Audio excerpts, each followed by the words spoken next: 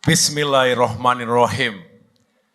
Assalamualaikum warahmatullahi wabarakatuh. Salam sejahtera untuk kita semua. Shalom. Om Swastiastu. Namo Buddhaya. Salam kebajikan.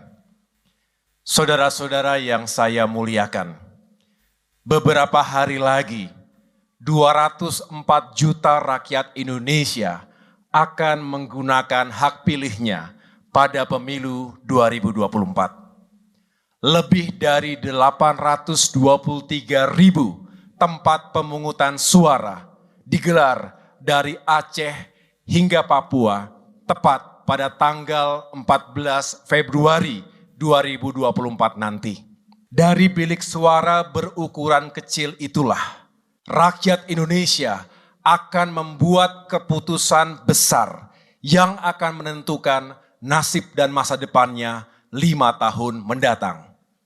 Insya Allah, segala dinamika politik yang terjadi selama ini akan kita akhiri dengan sebuah pemilu yang damai, adil, dan demokratis. Ketegangan akibat perbedaan pandangan dan pilihan politik jangan sampai memecah belah bangsa. Ongkosnya terlalu mahal. Itulah tekad dan harapan kita bersama. Mari kita ikhtiarkan agar pemilu 2024 ini bisa menghasilkan para pemimpin dan wakil rakyat yang bisa membuat Indonesia semakin maju, adil, dan sejahtera. Demokrat berkomitmen untuk mengambil peran sejarah tersebut, baik melalui jalur eksekutif maupun legislatif pada tingkat pusat maupun daerah. Untuk itu, guna menyempurnakan ikhtiar dan memantapkan pilihan rakyat tentang pasangan capres dan cawapres, juga partai politik mana yang hendak dipilih, izinkan saya untuk kembali menyapa Bapak, Ibu, Saudara-saudara sekalian melalui mimbar yang terhormat ini.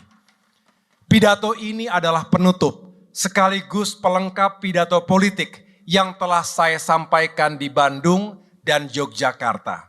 Saya ingin mengingatkan kembali, dari Bandung, Partai Demokrat meneguhkan komitmennya untuk terus memperjuangkan kesejahteraan rakyat melalui peningkatan lapangan kerja, penghasilan, dan daya beli. Sedangkan dari Yogyakarta, Demokrat juga meneguhkan komitmen untuk terus memajukan negara melalui pembangunan pertahanan dan keamanan nasional, serta peningkatan kerjasama internasional yang merupakan pondasi bagi pertumbuhan ekonomi kita. Hari ini, Demokrat kembali menegaskan komitmennya untuk terus memajukan negara dan mensejahterakan rakyatnya. People first. Karenanya, pidato politik ini saya beri judul Indonesia Maju, Rakyat Sejahtera.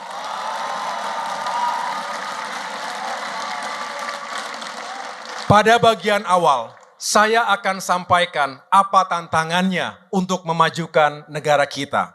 Lalu, apa solusinya? Dan yang terakhir adalah apa harapan dan rekomendasi Partai Demokrat untuk rakyat Indonesia. Bapak, Ibu, Saudara-saudara yang saya cintai, banyak ekonom memprediksi Indonesia akan menjadi negara maju di abad ke-21 ini. Bahkan perusahaan bank investasi multinasional asal Amerika Serikat, Goldman Sachs, meramal Indonesia akan menjadi negara dengan ekonomi terbesar keempat di dunia pada tahun 2050. Tepat di bawah Tiongkok, Amerika Serikat, dan India. Visi kita, Indonesia akan menjadi negara dengan tingkat pendapatan per kapita yang tinggi, unggul dalam ilmu pengetahuan, teknologi, riset dan inovasi, serta memiliki produk yang berdaya saing tinggi.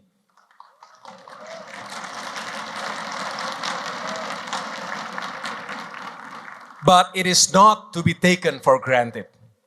Tentu hal itu tidak akan terjadi sendirinya. Tidak jatuh begitu saja dari langit. Perlu tekad, kegigihan, keuletan, dan kerja bersama untuk mewujudkannya. Karenanya, saya mengajak rakyat Indonesia untuk mengawali perjalanan menuju Indonesia maju pada tanggal 14 Februari 2024. Ketika saatnya rakyat memutuskan siapa yang akan memimpin kita 5 tahun mendatang.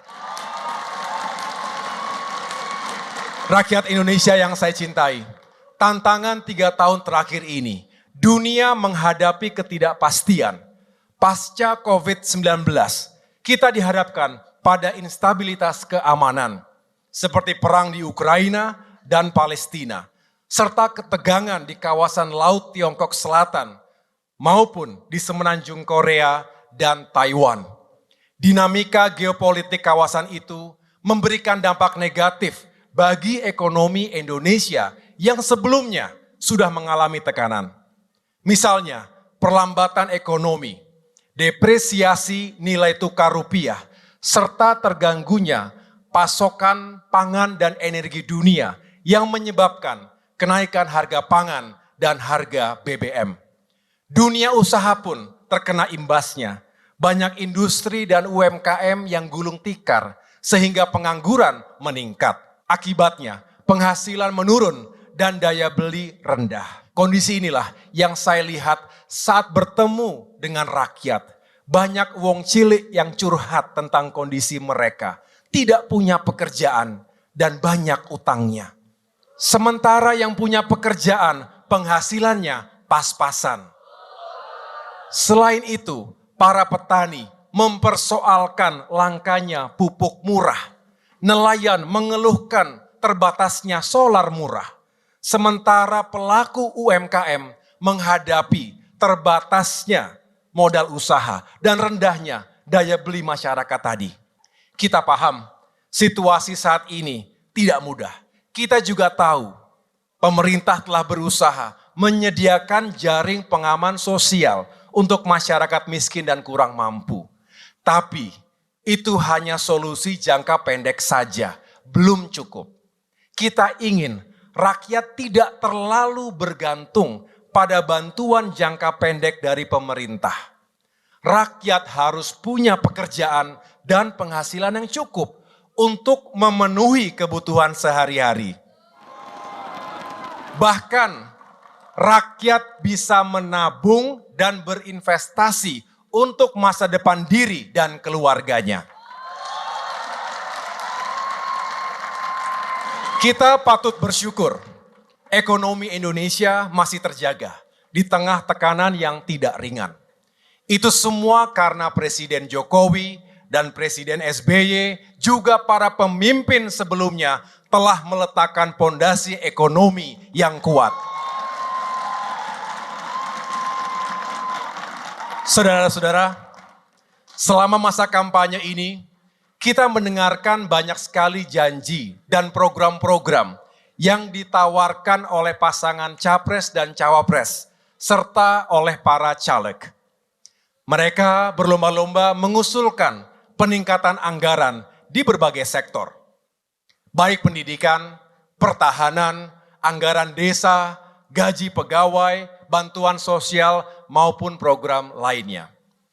Sayangnya, pembahasan mengenai upaya peningkatan dan optimalisasi pendapatan negara nyaris tidak menjadi perhatian yang serius. Padahal, tanpa upaya tersebut, maka usulan belanja dan program-program yang dijanjikan itu sulit untuk diwujudkan. Sedangkan pembiayaan belanja negara melalui peningkatan utang bukanlah solusi yang berkelanjutan. Apalagi pandemi COVID-19 yang lalu telah memaksa kita untuk meningkatkan utang. Penguatan pendapatan negara seyogianya bertumpu kepada peningkatan penerimaan pajak dan penerimaan negara, bukan pajak. Namun, hal ini harus dilakukan bukan dengan meningkatkan tarif pajak secara berlebihan yang berdampak negatif bagi perekonomian. Solusi yang tepat dan berkesinambungan adalah dengan mendorong pendapatan negara melalui upaya peningkatan pertumbuhan ekonomi nasional. Di sini, Partai Demokrat tidak hanya mengajukan gagasan, namun juga telah banyak memberikan bukti.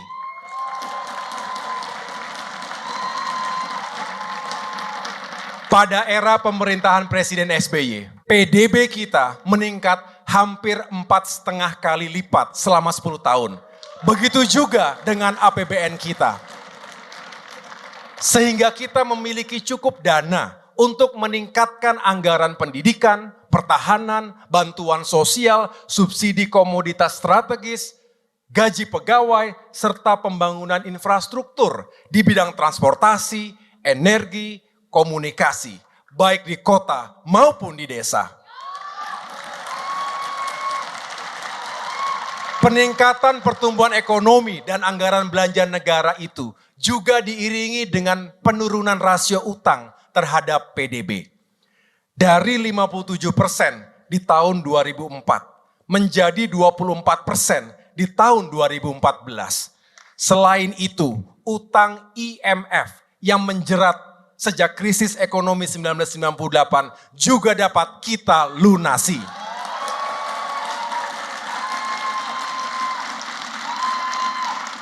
Ke depan Partai Demokrat menawarkan komitmen dan solusi untuk meningkatkan kembali pertumbuhan ekonomi nasional kita. Kami yakin keuangan negara akan kuat apabila pertumbuhan ekonomi meningkat di kisaran 6 hingga 7% per tahun. Untuk itu, strategi yang Demokrat tawarkan untuk meningkatkan kembali pertumbuhan ekonomi tadi dilakukan dengan berpijak kepada 4 komponen utama dari rumus dasar peningkatan PDB. Yaitu pertama, konsumsi. Konsumsi domestik perlu didorong dengan menjaga tingkat inflasi dan mendorong redistribusi ekonomi. Upaya ini bisa dilakukan melalui kebijakan upah minimum, subsidi dan bantuan sosial bagi kelompok masyarakat yang rentan, serta kebijakan ekonomi yang berfokus pada pengurangan kesenjangan. Daya beli masyarakat akan tinggi jika rakyat memiliki penghasilan yang cukup. Penghasilan yang cukup akan didapatkan jika rakyat memiliki pekerjaan dan upah yang layak, sesuai dengan keringatnya. Karenanya, Demokrat akan berjuang untuk menyediakan lapangan pekerjaan seluas-luasnya. Prosedur perizinan untuk membuka dan menjalankan usaha harus dipermudah. Kemudian masyarakat juga harus diberi kemudahan untuk mendapatkan kredit usaha. Jangan mempersulit rakyat dengan prosedur yang cukup rumit.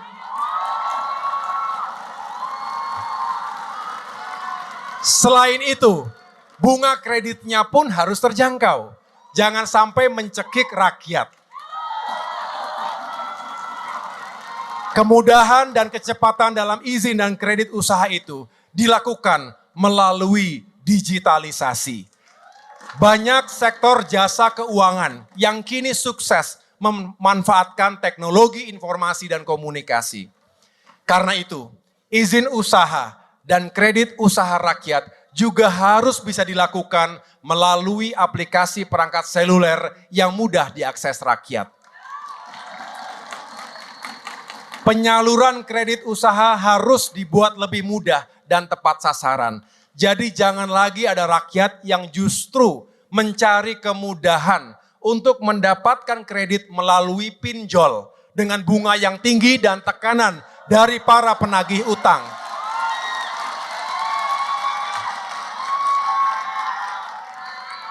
Kemudian Demokrat juga akan memperjuangkan upah yang layak bagi para tenaga kerja agar penghasilannya meningkat. Termasuk kenaikan gaji setiap tahun bagi para guru, ASN, TNI, Polri, dan pensiunan. Kita juga akan mendorong produktivitas melalui pemberian insentif bagi para pelaku usaha. Jika produktivitas meningkat, upah yang layak akan mudah tersedia bagi kaum buruh dan para pekerja. Selanjutnya, daya beli masyarakat juga akan tinggi apabila harga-harga kebutuhan terjangkau oleh masyarakat, mulai dari harga pangan, harga BBM, hingga harga energi lainnya, baik untuk industri maupun rumah tangga. Untuk itu, kita akan berjuang agar pemerintah memberikan subsidi yang tepat sasaran dan berpihak kepada rakyat, sehingga harga-harga kebutuhan dasar tadi tetap terjangkau. Saudara-saudara, komponen kedua dari PDB adalah investasi. Investasi ditingkatkan dengan memperbaiki iklim usaha dan daya saing nasional. Proses perizinan harus semakin mudah, cepat, transparan, dan proaktif. Kontribusi investasi terhadap PDB harus mencapai kisaran 30% atau lebih, baik investasi pemerintah maupun investasi swasta, baik dari dalam maupun luar negeri. Tentu setiap investor mengharapkan keuntungan yang maksimal dengan menghitung tingkat efisiensi investasi. Salah satu cara mengukurnya adalah menggunakan skor ICOR atau Incremental Capital Output Ratio. Semakin rendah skor ICOR, maka semakin baik. Saat ini skor ICOR Indonesia masih tergolong tinggi, yakni 7 dari standar umum 4. Artinya, investasi kita masih kurang efisien. Kurang efisiennya investasi di Indonesia disebabkan oleh persoalan SDM yang kurang produktif. Birokrasi yang kurang efisien, masih terjadi korupsi di berbagai sektor, serta berbagai permasalahan terkait kepastian hukum di negeri kita. Hal-hal inilah yang harus kita benahi bersama.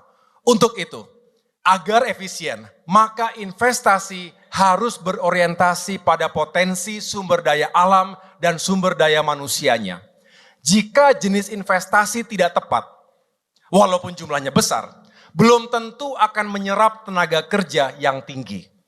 Contohnya, ada provinsi yang menjadi area industri padat modal. Karena sifatnya padat modal, maka tenaga kerjanya pun membutuhkan tingkat pendidikan yang tinggi. Sementara di daerah itu, tingkat pendidikannya masih cukup rendah. Akibatnya, banyak penduduk usia produktif yang tidak terserap oleh industri tersebut. Angka pengangguran pun akhirnya tetap tinggi. Seharusnya pada daerah seperti itu, jenis investasi yang terbaik adalah yang sifatnya padat karya. Misalnya agroindustri. Kedepan, Demokrat bahkan akan memperjuangkan kawasan ekonomi khusus untuk agroindustri ini. Contohnya budidaya udang faname di pesisir selatan Jawa yang kini masih dikelola secara tradisional. Jika dikelola secara terintegrasi dalam sebuah kawasan ekonomi khusus, tentu akan memberikan multiplier effect terhadap lingkungan ekonomi masyarakat di sekitarnya. Infrastruktur jalan akan dibangun. Industri pendukung seperti pabrik es, pabrik pakan, pabrik kemasan akan berdiri. Semua itu akan menyerap tenaga kerja lebih banyak. Apalagi jika dibantu dengan insentif pajak untuk mengurangi beban para investor dan pelaku usaha. Sementara itu, untuk menghasilkan tenaga kerja atau SDM yang produktif, pemerintah perlu membangun sekolah-sekolah kejuruan dan vokasi yang diperlukan, sejalan dengan kebutuhan industri di daerah tersebut. Contoh kisah sukses, ada kota yang memiliki industri farmasi, Lalu pemerintah setempat membangun sekolah menengah analis kimia, dan sekolah kejuruan lainnya termasuk politeknik. Dampaknya, angkatan kerja lokal terserap lebih optimal.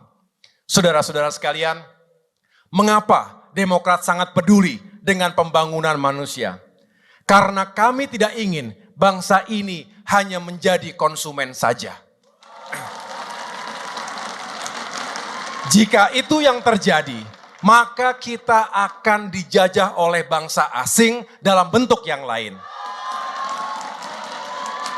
Pembangunan manusia ini adalah masalah inti negara yang memerlukan pemikiran dan tindakan kita bersama.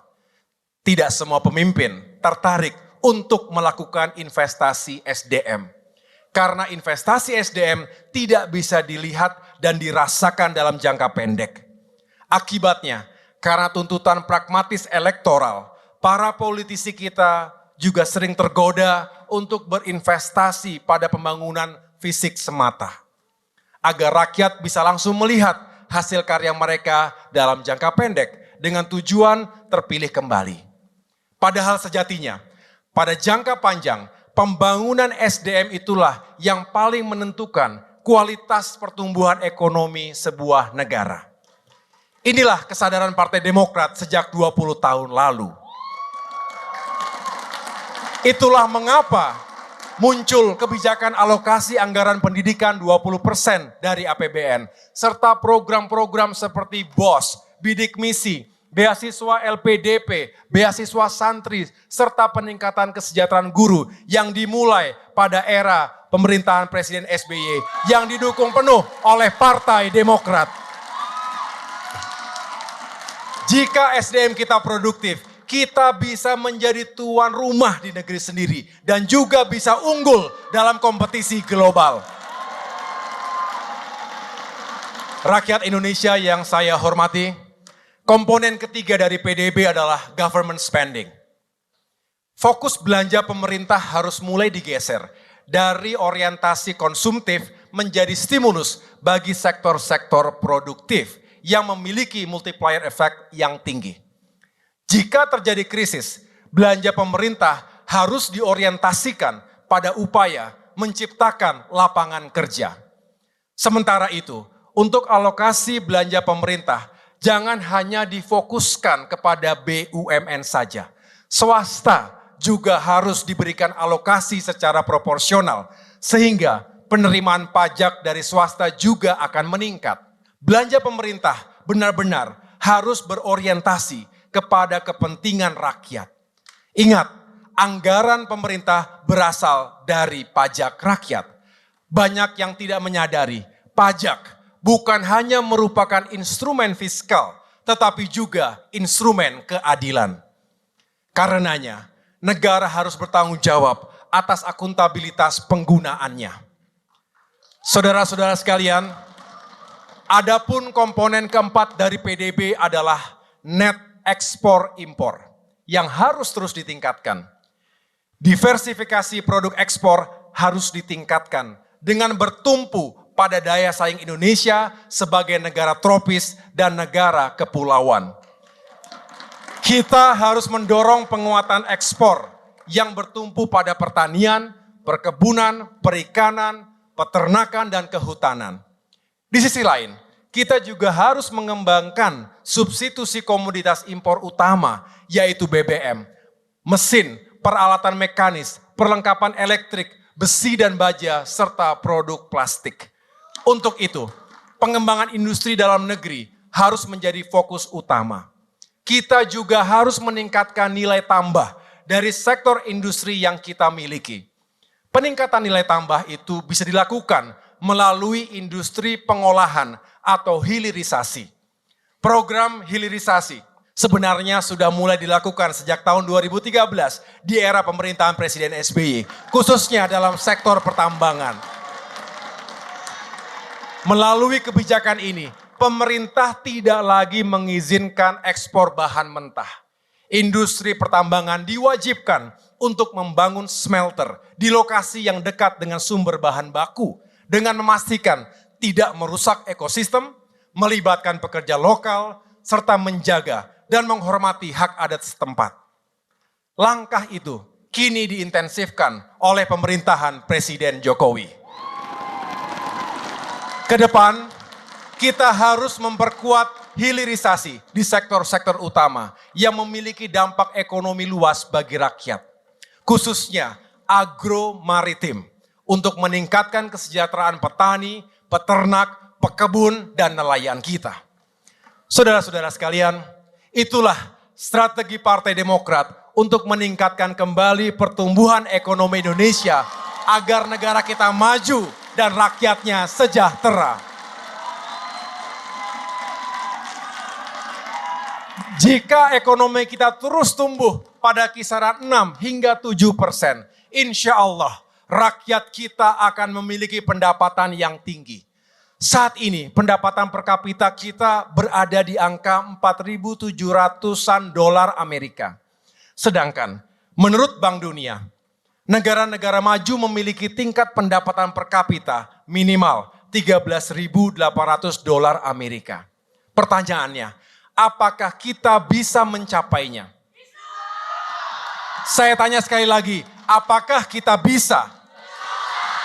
Insya Allah kita pasti bisa.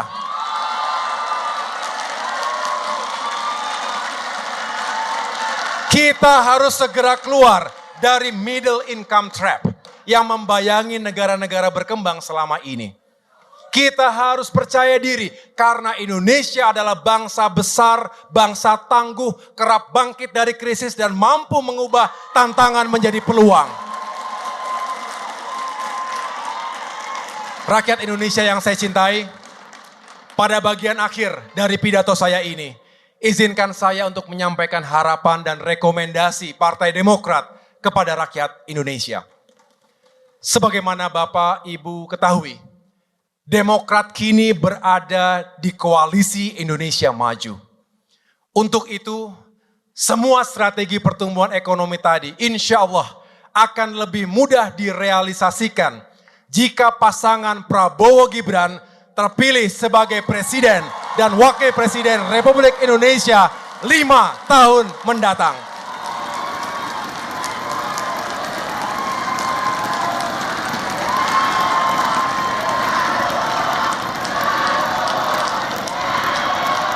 Terima kasih.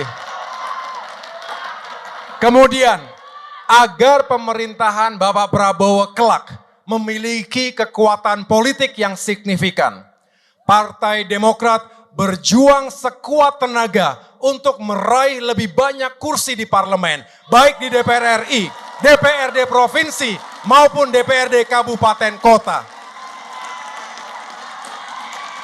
Oleh karena itu, dengan segala kerendahan hati, kami memohon doa, dukungan, dan suara dari Bapak, Ibu, Saudara-saudara sekalian untuk Partai Demokrat dan pasangan Prabowo Gibran dalam mewujudkan semua cita-cita mulia kita. Terima kasih. Demokrat menang, Prabowo Presiden, Indonesia maju, rakyat sejahtera. Tuhan bersama kita. Wassalamualaikum warahmatullahi wabarakatuh. Demokrat, partai kita pilihan rakyat. Demokrat, selalu ada bersama rakyat. Selalu ada bersama rakyat. Partai Demokrat, pilihan rakyat.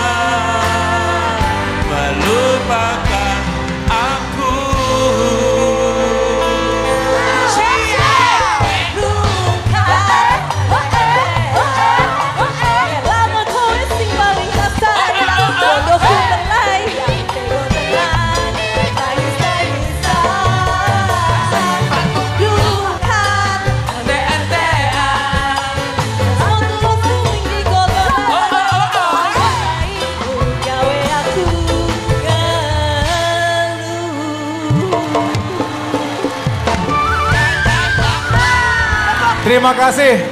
Coblos nomor 14, Partai Demokrat.